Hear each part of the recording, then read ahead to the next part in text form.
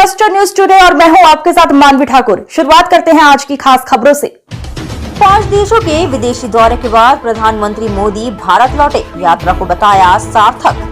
प्रधानमंत्री नरेंद्र मोदी 5 देशों की यात्रा पूरी कर गुरुवार सुबह नई दिल्ली लौट आए। इस राजनयिक यात्रा में घाना, त्रिनिदाद टोबैगो, अर्जेंटीना, ब्राजील और नामीबिया शामिल थे। इस दौरान उन्होंने ब्राजील में 17वें ब्रिक्स शिखर सम्मेलन में भी हिस्सा लिया। अपनी यात्रा के पहले चरण में प्रधानमंत्री मोदी 2 जुलाई को घाना की राजधानी अकरा पहुंचे। यहाँ 30 वर्षों से भी अधिक समय में किसी भारतीय प्रधानमंत्री की इस पश्चिमी अफ्रीकी देश की पहली यात्रा थी। अपनी यात्रा के दौरान प्रधानमंत्री मोदी ने घाना के राष्ट्रपति जॉन महामा के साथ द्विपक्षीय वार्ता की। इसमें मजबूत साझेदारी की समीक्षा की गई और आर्थिक, ऊर्जा, रक्षा सहयोग और विकास सहयोग के माध्यम से इसे और मजबूत बनाने के अवसरों पर चर्चा की गई।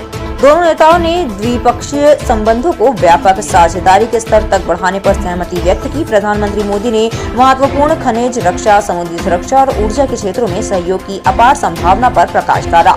राष्ट्रपति जॉन महामा ने प्रधानमंत्री मोदी को देश के सर्वोच्च नागरिक सम्मान the officer of the order of the star of घाना से भी सम्मानित किया। प्रधानमंत्री मोदी ने इस सम्मान को बेहद गर्व की बात बताया। 3 जुलाई को प्रधानमंत्री मोदी ने त्रिनिदाद एवं टोबैगो की यात्रा की। ये प्रधानमंत्री के रूप में इस कैरिबियाई देश की उनकी पहली आधिकारिक यात्रा थी। 1999 के बाद से प्रधानमंत्री स्तर पर यह उनकी पहली यात्रा थी। उन्होंने अपने समकक्ष कमला प्रसाद बिसेसर से मुलाकात की और देश की संसद को संबोधित किया। विदेश मंत्रालय द्वारा जारी संयुक्त वक्तव्य के अनुसार अपनी यात्रा के दौरान प्रधानमंत्री मोदी ने त्रिनिदाद और टोबैगो के भारतीय प्रवासियों की 6ठी पीढ़ी तक को overseas citizenship of India card जारी करने के निर्णय की घोषणा की। स्पेन में उन्हें देश के सर्वोच्च सम्मान the order of the Republic of Trinidad and Tobago से सम्मानित किया गया। इस लंबी विदेश यात्रा में भारत ने कई महत्वपूर्ण उपलब्धियां हासिल की हैं।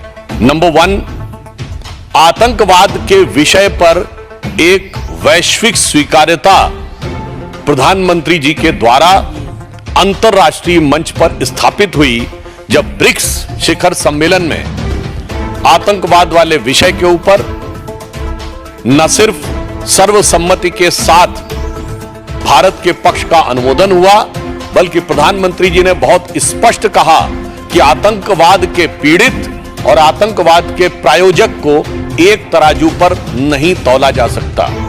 दूसरा, भारत अब विश्व की 4थी बड़ी अर्थव्यवस्था हो गया है और शीघ्र ही 3री बड़ी अर्थव्यवस्था बनने जा रहा है।